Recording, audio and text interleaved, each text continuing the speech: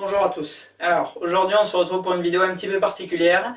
On se retrouve pour le volume numéro 17 de Ciné Maquette.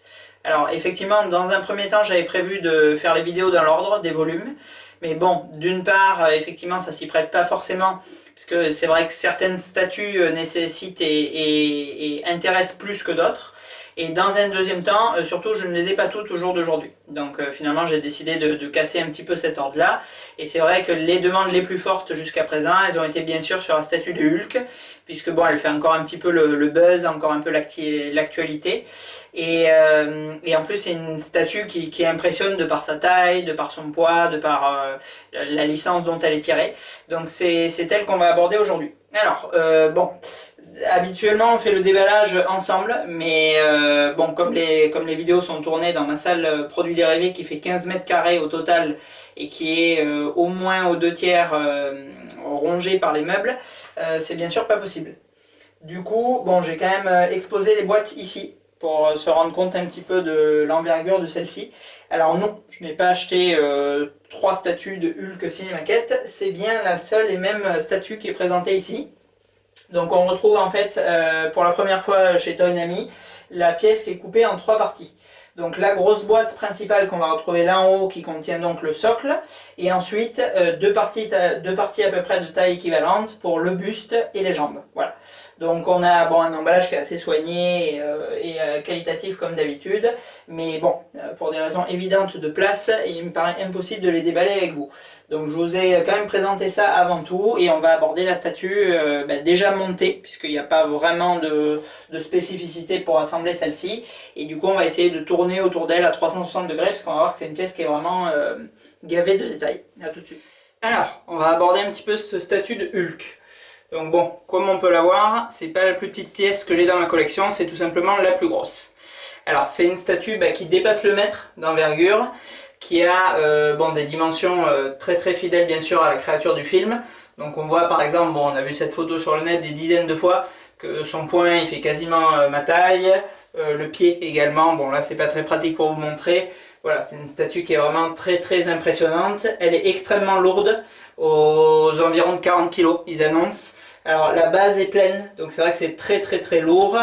Et même, bon, le personnage bien sûr est creux, mais bon, il y a quand même de la matière, donc c'est vrai que c'est une statue qui pèse vraiment son poids. C'est la deuxième statue tirée de l'univers Avenger, puisque là on est sur le volume 17, et juste avant elle on avait pu voir le volume 16, la statue d'Iron Man. Donc c'est une statue qu'on verra prochainement dans une autre vidéo.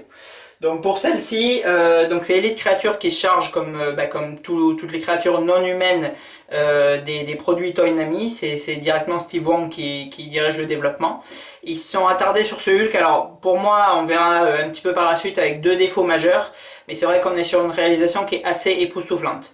Alors tout d'abord, on a une pose qui est très honnêtement, je trouve extrêmement dynamique. C'est vrai que d'habitude on a toujours des Hulk voilà, un petit peu comme ça, ou des espèces d'effets de rage un peu similaires. Là voilà, on a vraiment cette dynamique, cet effet de coup de poing qui est extrêmement bien retranscrit, avec bon, un visage de Hulk, on verra un petit peu après, je me rapprocherai là avec la caméra, que je trouve très très réaliste. Après on a, c'est ça aussi qui différencie selon moi les produits Toynami des autres réalisations des autres marques, c'est qu'on a un socle qui est extrêmement travaillé. Donc on va le voir avec un des robots d'Ultron là, un système de light-up, un système de sol marquant la puissance de Hulk quoi, lorsqu'il déploie sa puissance là sur la Terre quoi. Enfin bon, pas dire grand chose ce que je vous dis, mais voilà, ce que je veux dire c'est que vraiment l'ensemble de la réalisation, elle est pensée pour montrer la bestialité, la puissance quoi de la créature, et je trouve que c'est vraiment très très bien fait. Alors, bon, déjà les chiffres un petit peu classiques qu'on aborde toujours au début des vidéos. Donc c'est une statue qui est éditée à 500 pièces dans le monde, qui a été épuisée en précommande comme la plupart du temps, qui a été proposée très très cher, parce qu'on était aux alentours de 3000 $, plus les frais d'expédition et de douane lorsqu'on l'a commandé en direct chez eux. Alors c'est une statue où il n'y a pas de version exclusive, comme toutes les Toynami de toute façon, mais c'est vrai qu'on n'a jamais vu son prix chuter. J'ai regardé, alors c'est une statue qui est sortie en 2016, l'an dernier, qui est sortie grosso modo depuis 1 an et demi, là, parce qu'on est en octobre 2017. On en trouve toujours sur le second marché, ça à ma connaissance, ça n'a jamais descendu en dessous du prix de lancement, c'est-à-dire aux alentours de 3000 € chez nous. Et on en voit régulièrement se promener à 3300, 3500 ou des fois bon, des délires à 4000 ou 5000 €. Voilà. Bon, malgré cette somme assez extravagante, enfin on verra après dans les détails, c'est vrai que j'ai payé la mienne un petit peu plus cher qu'un exemplaire de base, parce qu'elle avait selon moi deux gros défauts. Alors c'est vrai que bon, les produits Elite, depuis qu'ils existent, sont à mon sens les produits qui ont le moins de défauts existants sur le marché, et les produits se rapprochant surtout au maximum des prototypes présentés. Donc c'est vrai qu'on a des marques aujourd'hui comme XM Studio ou comme Prime One, où ils sont très très fidèles à leur prototype, il n'y a pas de souci. Mais c'est vrai qu'Elite, honnêtement, on voit vraiment très peu d'écart, quoi. Malgré tout, je trouve que cette statue, elle a deux points noirs. On verra après, bon, tous les points positifs qu'elle possède, bien évidemment, vu son prix. C'est premièrement que les yeux sont peints. Alors c'est vrai que comme toutes les dernières réalisations, là, que ce soit le Marcus, que ce soit le Lycan, on arrive à un tel niveau, en fait, de qualité, d'effet de peau, peau translucide avec la résine intrinsèque, les choses comme ça, qu'on regrette vraiment l'absence des yeux en vert. Donc ça c'est un petit peu dommage, c'est la première modif. Allez, on va essayer de terminer la vidéo parce que je l'ai interrompu une seconde fois parce que ma femme est venue me chercher. Il était l'heure de manger. Donc voilà, donc je vous disais que cette statue elle comporte malgré tout deux défauts selon moi. Le premier ce sont les yeux, donc qui, comme on l'a vu là sur d'autres volumes, sont malheureusement peints, donc sont en résine et sont peints, donc c'est vrai que ça manque de réalisme, ça manque de profondeur vraiment. Et c'est vrai que les yeux en verre, bon vu les prix auxquels elles sont vendues, alors certes il y a du travail, certes la limitation est assez basse, etc. etc. Mais bon, une paire de yeux en verre, voilà, surtout assemblée en Chine, ça coûte 3 francs 6 sous. Donc honnêtement, ils pourraient vraiment proposer ça. La seconde modification, alors là, bon, c'est pas vraiment une économie qu'ils ont réalisée, parce qu'à l'inverse, il y en a justement trop, c'est sur les cheveux. Alors c'est vrai que les cheveux, ils souffrent de deux problèmes. Premièrement, la masse est vraiment pas assez importante, les cheveux sont pas très fournis. C'est vrai que sur des produits vraiment de moindre prix, comme les Hot Toys par exemple, on va retrouver plus de matière. Donc là, le Hulk a quand même assez peu de cheveux. Lorsqu'on le regarde et qu'on le met avec une lumière assez forte, on peut voir vraiment les implantations, elles sont assez espacées. Le deuxième problème, il provient de la longueur du mouvement. Donc c'est vrai que vraiment cette coupe, elle est, de mon sens, ridicule. Donc c'est vrai qu'on voit ça sur une statue à 100 €, bon, pourquoi pas. Mais bon, là on est sur une statue 30 fois plus chère. Je trouve totalement délirant honnêtement que personne n'ait modifié cette coupe. Alors c'est vrai que pour notre grand ami, le modificateur fou, on va dire, Raphaël Robledo Jr., il avait retouché les yeux quasi instantanément. Et c'est vrai qu'il n'a pas touché aux cheveux. Honnêtement, je trouve que les cheveux, c'est vraiment le plus gros défaut de cette statue. Alors, sur mon modèle, on va le voir d'un petit peu plus près, je lui ai fait couper les cheveux. Donc merci d'ailleurs au passage au coiffeur du jour, à mon ami Julien, donc qui réalise les vidéos avec moi, et à sa fille Amélie, voilà, qui ont chacun coupé quelques tifs du Hulk. Alors bon, certes on n'a pas résolu le problème de la masse, derrière il y a un petit manque, c'est clair et net, mais au moins voilà, on est dans un esprit, dans une coupe qui est beaucoup plus proche de celle du film dont il est tiré, et absolument pas cette espèce de coupe de Mireille Mathieu qu'il a d'origine, que je trouve honnêtement vraiment moche et qui gâche franchement la statue, parce que vous verrez les nombreuses photos que vous avez dû voir sur le site, voilà, même lorsqu'il est coiffé, voilà, il a une espèce de tout-face, de grosses boules sur la tête, qui vraiment dénature le produit. Voilà.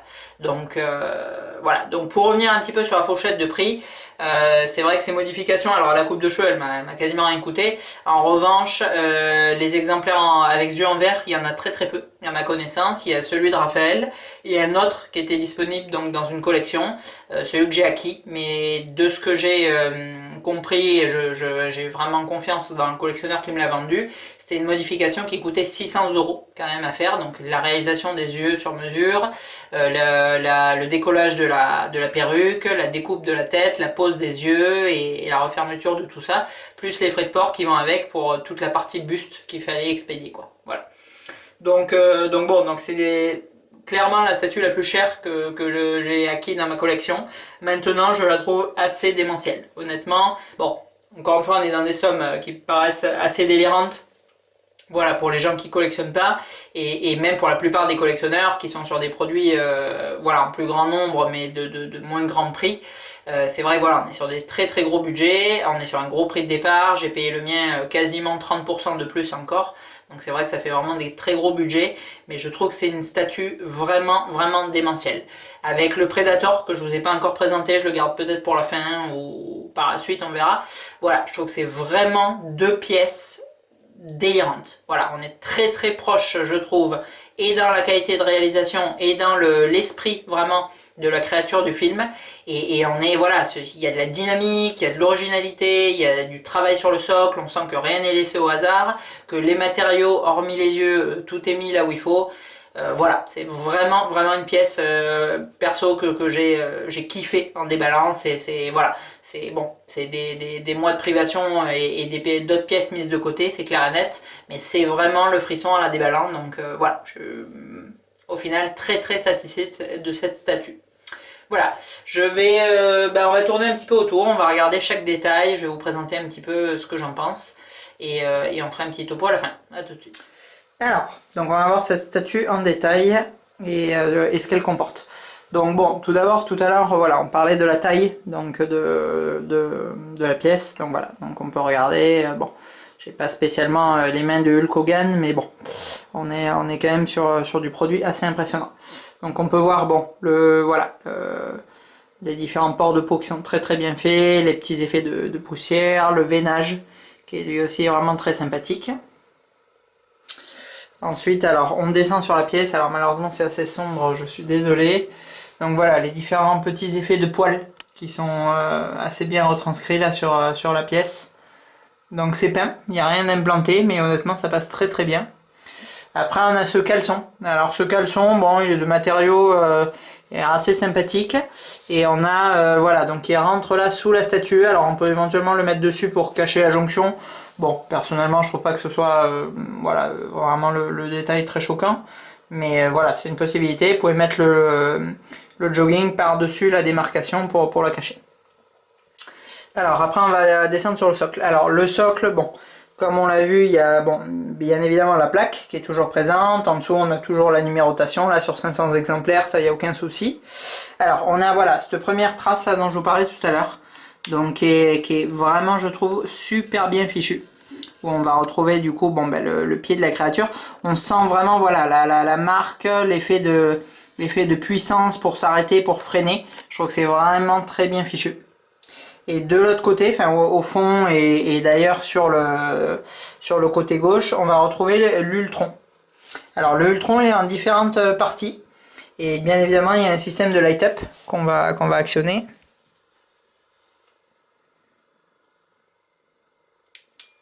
Voilà. Donc on a le petit bouton derrière. Et l'effet vraiment scintillant sur la figurine. Donc bon, c'est voilà, c'est bon, c'est pas le light-up de la mort qui tue, c'est certain. Mais honnêtement, voilà, ça donne vraiment son petit effet lorsque la statue en entier est prise. Là, bon, on a quand même quelque chose d'assez sympathique. Et bon, comme sur toutes les pièces comme ça donne encore un petit peu de détail qui est toujours sympathique. Voilà. Donc après, bon, on va arriver sur la tête que je vais aborder du coup en dernier. Je vous montre quand même l'arrière de la pièce.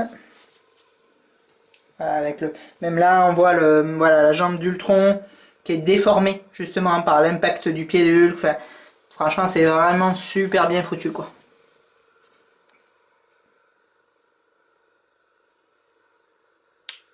Voilà. L'arrière du short. Donc là on voit par exemple que ça baille.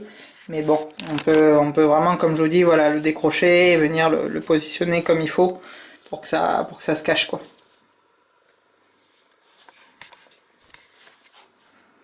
Alors, donc maintenant on va passer au visage, parce que c'est quand même bon, la partie maîtresse là, bien évidemment de la statue. Voilà, donc le visage, bon, on voit déjà les dents. Les dents, on a un grand niveau de détail, on voit que les dents sont peintes de manière uniforme, enfin non uniforme plutôt, et que voilà, ça donne beaucoup de réalisme. Ensuite on a les yeux, donc ces fameux yeux là modifiés, avec vraiment pas mal de profondeur dans le regard. Quelque chose voilà, où on retrouve vraiment le Hulk, quoi, bien évidemment en vert.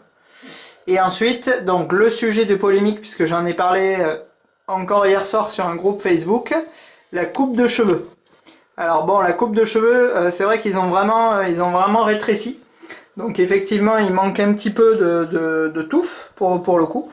Mais bon, il est quand même dans un esprit, là voilà, on voit sur les tempes, sur quelque chose de bon, beaucoup plus proche de ce qu'on avait dans le film encore une fois, que la coupe Mirai d'origine, quoi. Donc bon, de face, c'est clairement là où il est le mieux fait. Et à l'inverse, bon, derrière, voilà, on va voir que vraiment, il y a des manques. Là, on peut voir par exemple que on a un petit peu du bas de la perruque qui touche, quoi. Donc là, il en manque clairement. Et si on bascule du coup de l'autre côté, voilà, là effectivement il a un cruel manque. C'est vrai qu'il faudrait plus de cheveux. Mais bon, compte tenu de ce qu'il y avait d'origine, voilà, je trouve le résultat vraiment sympa. Et au final, bon, lorsqu'on le regarde comme ça, quoi, c'est-à-dire, bon, la pose dans laquelle on voit la statue la plupart du temps, il a vraiment la gueule de Hulk, quoi. Et bon, il fait plus rigoler, quoi. Voilà, donc bon, pour l'ensemble de la pièce, vous l'avez vu tout à l'heure, c'est une statue qui est assez délirante dans ses dimensions. Donc bon, si on regarde derrière, on a les bébés de Prime One qui sont pas forcément petits. Si on bascule un petit peu sur la droite, on les verra dans d'autres vidéos, on a le couple Lycan, là aussi qui sont vraiment très imposants. Et malgré tout, bon voilà, on a le gros géant vert qui est encore nettement plus volumineux. Donc on est vraiment sur une très grande pièce, quoi. Voilà. Donc bon, on va conclure cette vidéo. Je vous ai à peu près tout montré et tout dit sur ce que je voulais. Bon, pour essayer de terminer, je voudrais réitérer vraiment mon envie de dire que je suis très satisfait de cette pièce. Voilà, c'est une statue qui me ravit vraiment de collectionner. C'est une statue dans laquelle je n'ai pas l'impression d'avoir payé trop cher. C'est une statue que je trouve qui sort de la production, que je n'ai pas l'impression d'avoir vu dans d'autres collections ou d'autres marques qui produisent. C'est vraiment une pièce, quasiment une œuvre d'art. Je trouve que voilà, c'est vraiment une pièce qui me pousse à continuer à collectionner, et malgré son prix vraiment très important, je suis très content de l'avoir acquis. Voilà. Donc on va terminer sur ça, sur notre ami vert en colère, et vraiment voilà, sur le fait que bon, je ne sais pas si Elite nous fera d'autres Avengers, je ne sais pas ce que feront Cinemaquette, on verra l'Iron Man dans une autre vidéo où bon, on est sur une statue un peu plus classique, surtout que d'Iron Man il y en a vraiment des tonnes, mais bon, vraiment merci Elite, et espérons-le au prochain Avenger.